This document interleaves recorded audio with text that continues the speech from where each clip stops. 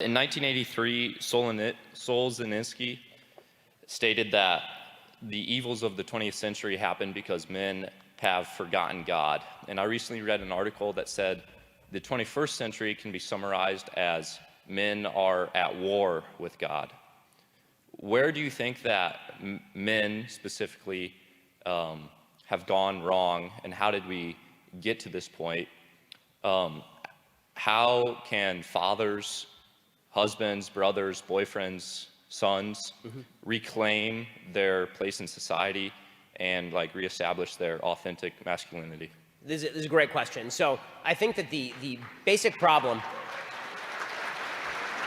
is the basic problem is actually a really deep problem that I would call the cult of authenticity. I'm not the person who's really focused on this. The author who's focused on this is a guy named Carl Trueman down in Utah. He wrote a fantastic book called The Rise and Triumph of the Modern Self, maybe the most important book of the last 10 years. And what he basically argues is that after the rise of the Enlightenment, there was also a rise in sort of the Romantic era. And the Romantic poets started to argue that true authenticity was to be found interior, right? It was to be, you look in yourself and you look into your feelings, and that's what makes you truly authentic. See, traditional religion teaches that small children are basically tiny barbarians. And if you've ever dealt with small children, they're tiny barbarians, right? They break things and they yell at you and they hit you and they're completely out of control. And it's your job to civilize them as a parent. It's your job to teach them roles and to teach them rules and to punish them when they do bad things and to reward them when they do good things.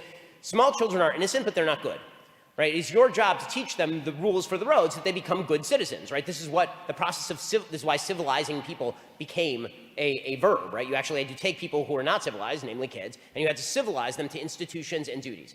Then there was the rise of this sort of authentic movement, the authenticity movement. You have to be so authentic. Look to your own feelings. That's the thing that really matters more than anything. Now, for a while, that went nowhere. And the reason that went nowhere is because when most people look to their own feelings, they just want to have sex with everything up to and including trees. And for most of human history, this resulted in some pretty dire consequences, namely things like single motherhood or disease and all the rest of this. And then came the 1960s and the rise of the birth control pill, which has some really salutary effects, right? It allowed people to plan their families in different ways, but also had one effect, which was really core, which was it disconnected for the first time sex and the sort of hedonistic pursuits from consequences. And once that happened, then there was this real push for you can find your happiness in finding your authenticity. And the way we know you're most authentic is if you fight back against all those civilizing influences. You see, if you do what society expects of you, then you're not being yourself.